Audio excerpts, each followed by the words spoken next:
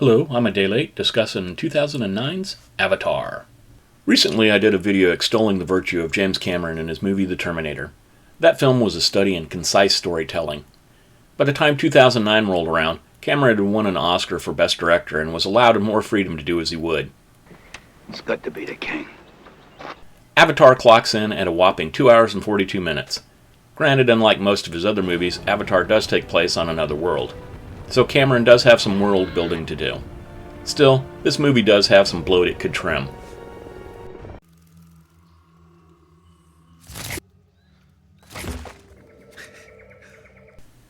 But bloat isn't my big problem with the movie. No, my problem is the so-called human heroes of the story. The movie begins with 4 factions, 3 human and 1 Na'vi. The Na'vi, of course, being the local indigenous population. The human factions are the Mining Administration, the Military, and the Science Division. Both the Military and Science Divisions work for the Mining Administration. And within the first 15 minutes of the film, the Mining Administrator gives us the plot of the movie.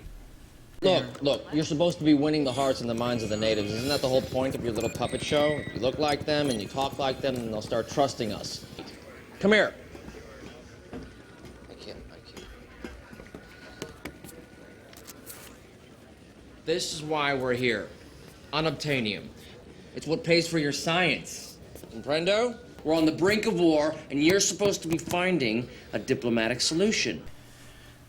So there's the driving reason for the story. Humans want this metal, unobtainium. Well, all except for Grace. She's the secondary human hero in this tragedy. All she is interested in is learning about the culture of the Na'vi and the ecology and the biology of Pandora. She has no interest in unobtainium, and it will be due to her actions later in the film that this will bring the conflict to a head. Next we have our primary human hero, Sully. The movie is told mostly from his viewpoint. He is here because his identical twin brother was a scientist that was going to be a part of the Science Division's Avatar program studying the Na'vi. However, he was killed during a mugging a few days before he was scheduled to leave. Avatars are genetically engineered bodies that are a mix of Na'vi and human DNA that their human pilots will transfer their consciousness to using a control pod. This way they can breathe the toxic air of Pandora and can interact with the natives. Avatars are very expensive to make, and it was easier to match the twin brother to the existing avatar than to look for a new scientist and create an entirely new avatar for them. Before they get too far into the Avatar program, Colonel Quaritch has a meeting with Sully. I need to know how to force their cooperation or hammer them hard if they won't. But you report to me. Can you do that for me, son? Hell yeah, sir.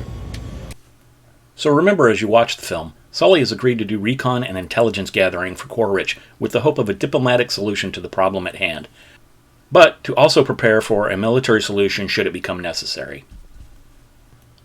Now initially Grace isn't thrilled to have Jake on her team, as she doesn't need a trigger-happy jarhead to foul up her mission. What she wants is PhDs to help with her study. In fact, she is rude and condescending towards him on multiple occasions. Yeah. I know who you are, and I don't need you. I need your brother. You know, the PhD who trained for 3 years for this mission. He's dead. Can you feel the warmth and understanding, folks? Grace is unmoved by Sully's loss except for how it affects her science team. She asks him how much lab training he has, and he tells her none, to which she says, You see? I mean, they're just pissing on us without even the courtesy of calling it rain. On his first mission out into the bush, Sully gets separated from the science team due to hostile fauna. Sully is discovered by Neytiri, one of the local Na'vi, and taken back to the rest of the tribe. Once the Na'vi learn that he is a warrior, they have their shaman examine Sully to see if he is worthy to learn the ways of the tribe. The shaman does so and says that Sully will be taught by her daughter Neytiri. They then call it a night and get into the hammocks and go to sleep. Sully wakes up back in his pod and tells Grace she isn't going to believe where he is. So now Grace is happy because they finally have an insider to provide unprecedented insight into the Na'vi culture, even if it is just a lowly grunt. Jake then goes to tell Admin and Quaritch what has happened. They are thrilled that he's making inroads with the locals, and then they break the bad news. Their damn village happens to be resting on the richest unobtainium deposit within 200 clicks in any direction. What if they won't go? I'm betting that they will. Okay. Look. So just find me a carrot that'll get them to move. Otherwise, it's gonna have to be all stick, okay? You got 3 months. That's when the dozers get there. But we're wasting time. What would an action movie be without a ticking clock? So Sully has been told he has 3 months to find a carrot for the Na'vi, or Admin will use the stick. As a Marine, he knows how unpleasant the stick can be. So what does he do with this time? Does he strike up a conversation with any of the Na'vi about how his people are interested in mining some minerals that are under their village? Well, he's only just getting to know them and hasn't had time to build up trust yet. So he focuses on learning their ways. He learns to ride their version of a horse. And it is here that we see that all creatures on Pandora have nerve bundles that can link together with other living things.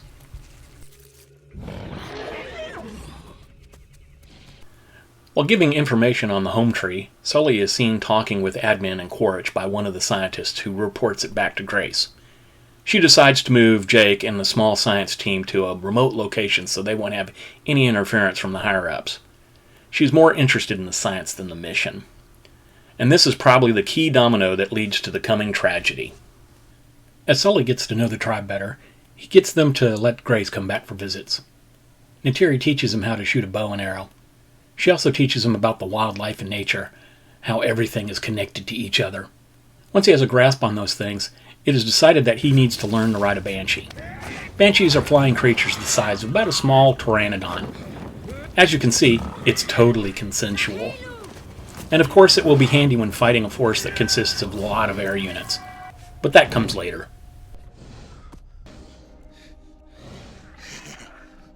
That's right. You're mine. Back in the human camp, Sully goes to see Quaritch. Quaritch is worried that he hadn't heard from Sully in 2 weeks and was beginning to think that he might have gone native. Quaritch is ready to pull Sully from the mission, saying that they have all the intel they need, but Sully says that he has one more thing to do to become part of the tribe. He then sweetens the deal. If I do it, I'm one of them. And they'll trust me. And I can negotiate the terms of their relocation. Well, then you better get it done, Corporal. This is the second time that Sully affirms that he is going to use diplomacy to get the Na'vi to move. Any day now. I'd gladly pay you Tuesday for a hamburger today. So he returns to the Na'vi and is inducted into the tribe. Neytiri then takes Sully to see the Tree of Voices and explains that the ancestors' consciousness/souls have been uploaded into the neural network of trees, and when you link with the tree, sometimes you can talk with your ancestors. Neytiri tells Sully that he is now one of the Omaticaya clan and can make a home in the home tree and can choose a mate. She names off several females, but Sully doesn't want them. He already has somebody in mind. Her. Next up is sexy time.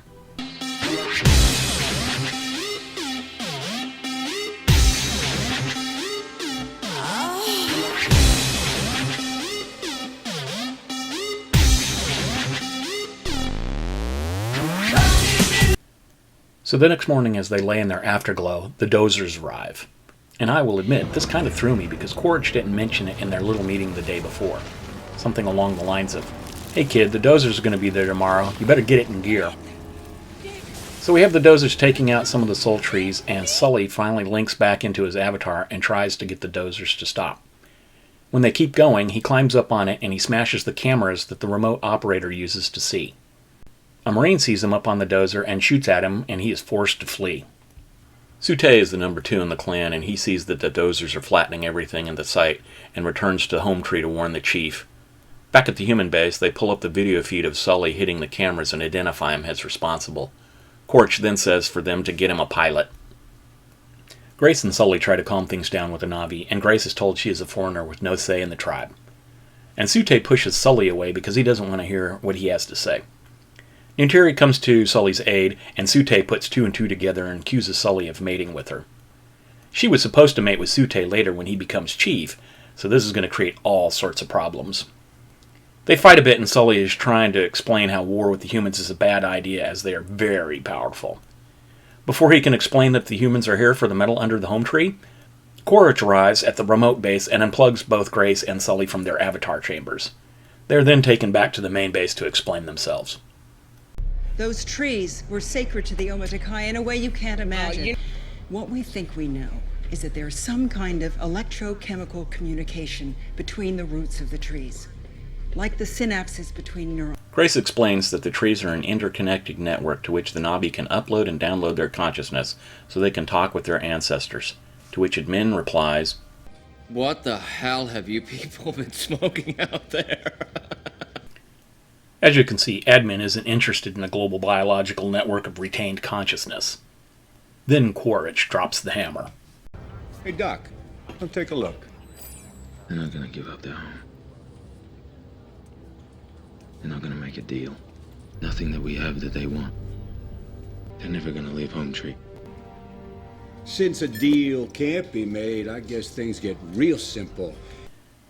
Of course, my question is, how long did Quaritch know about this? A week? 2 weeks? A month? We have no idea because we never saw Sully record the journal entry. And why did he send Sully back if he already knew the diplomacy was going to be useless? Is it to say that he used every last bit of the 3 months to let Sully try diplomacy? Why not confront Sully and the science team at the time Sully made the video? Make them get onto the business of diplomacy in the time that they have left before the dozers get to Home Tree. Once the assessment was made that the Na'vi wouldn't respond to diplomacy, why not push for a military option? Or still, we never see Sully actually talk to the Na'vi about his people and what they are doing on Pandora to try to make some diplomatic inroads. Why didn't anyone watching Sully's journal entries bring this up to Admin? This is just a hot mess. And while there's plenty of blame to go around, I think most of it sits squarely on Grace and Sully's shoulders. She was too focused on the science and he was too focused on Neytiri. So now that it has been established that there's no hope for diplomacy, Quaritch asks Admin if it's game on. Admin agrees. Game on! Game on! As all the gunships are being prepped, one of the pilots comes to the science section to let them know that they're going to attack Home Tree. Grace and Sully make one last plea with Admin to see if they can get the Na'vi to move. Oh, won't somebody please think of the children? And even though they had at least 3 months to try diplomacy and could never bother to actually do it, Admin gives the science division one last chance.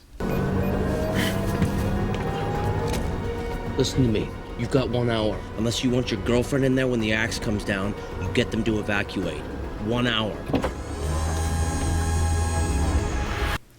Sully gives the Na'vi the warning and the leaders are all, "Are you sure?"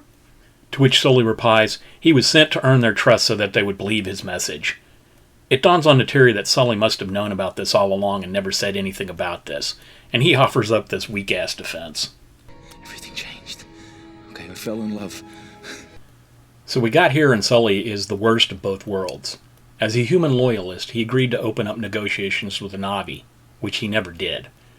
And when he came to be one of the Na'vi, he never told them about the imminent danger posed by the humans. Way to go, Jake. This is our hero, folks.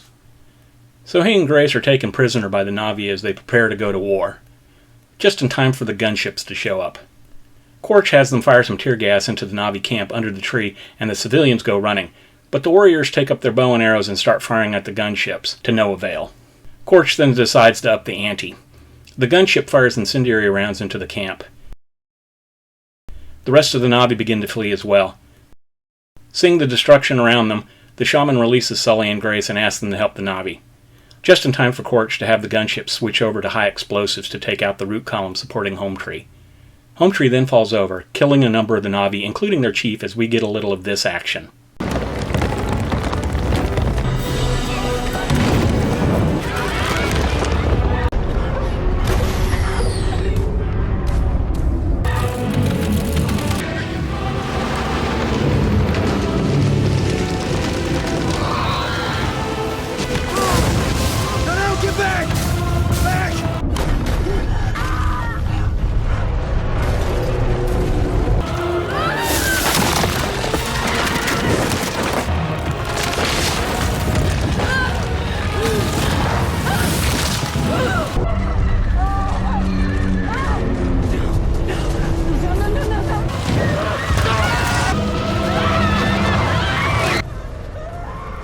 Don't worry, folks. Cameron did the whole running in a straight line bit 3 years before Ridley Scott. So, before he dies, the chief gives Neytiri his bow and tells her to protect the people. Sully shows up and Neytiri tells him to leave and never come back. She's just not feeling it anymore. Admin has them pull the plug on the Avatars, and Grace, Sully, and Spellman are thrown in the brig for resisting arrest. Meanwhile, the Na'vi leave for greener pastures, taking Grace's Avatar with them for some reason. A bit later, Trudy, the helicopter pilot sympathetic to the scientist's cause, breaks them out and they steal a helicopter, but not without incident as they are discovered and Quaritch opens fire on them before they can flee. Bad news for them. Grace was hit by a stray round and they slap some pressure bandages on her and they continue with their mission. They're going to move one of the remote science buildings further into the Vortex, an area on Pandora in which the human sensors don't operate very well. Meanwhile, the Na'vi have relocated to their most sacred place, the Tree of Souls. Trudy flies the remote building to an area near the Tree of Souls, and they hook Sully up into an Avatar pod. Sully then tries to tame a Turok, the largest and most dangerous flying creature on Pandora. It has only been done by 5 Na'vi in the history of the tribe. The last one to fly was Neytiri's grandfather's grandfather.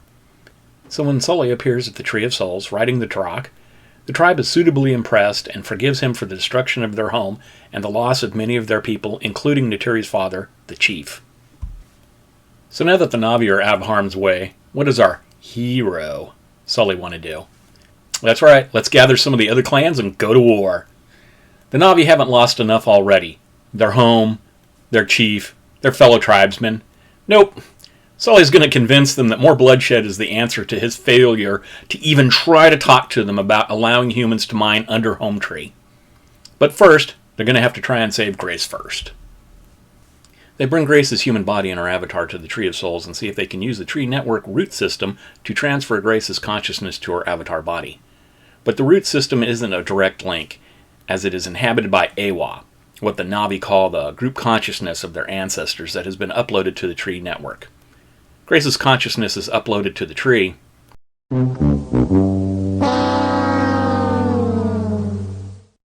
but it does not make it to her avatar.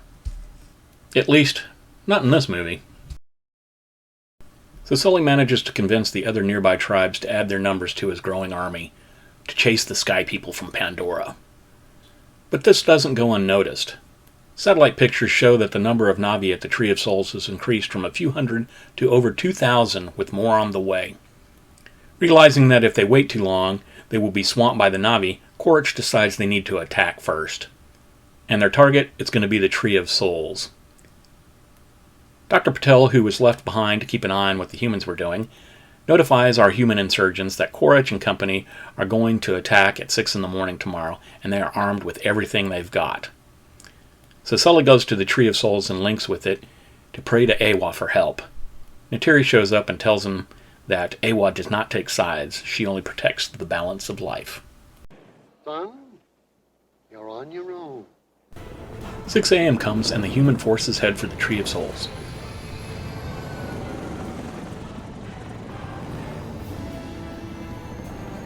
Before they get there, the Na'vi strike. Initially, it is promising.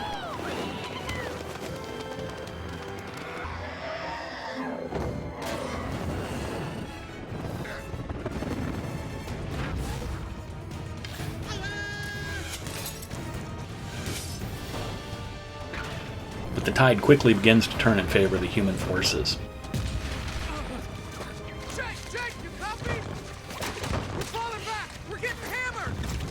Things are looking pretty bleak until Eywa steps in and all the nearby animals decide to attack the human forces.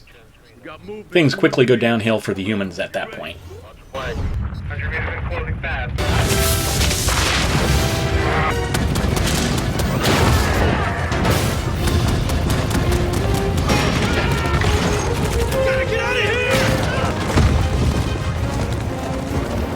Jake, Eywa has heard you.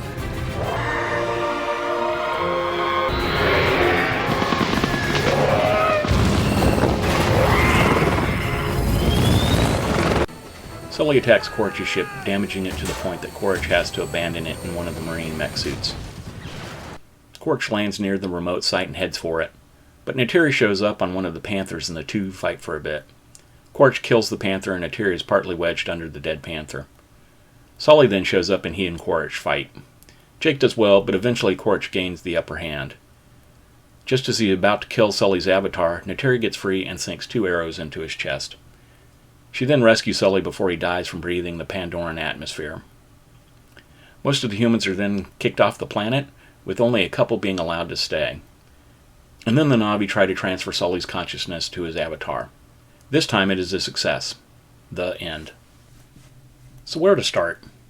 The nature of film, and the way stories are told on film, generally means that the viewer is going to sympathize with the protagonist. The protagonist, of course, is the main character that the film follows. As you follow this person around and you see how they view the world around them or the events of the story being told, you begin to sympathize and side with this person. A great example of this is Ned Stark in Season 1 of Game of Thrones. We are meant to see that he is a good person and see the world of Westeros through his eyes. This is why his death at the end of the season carries so much weight.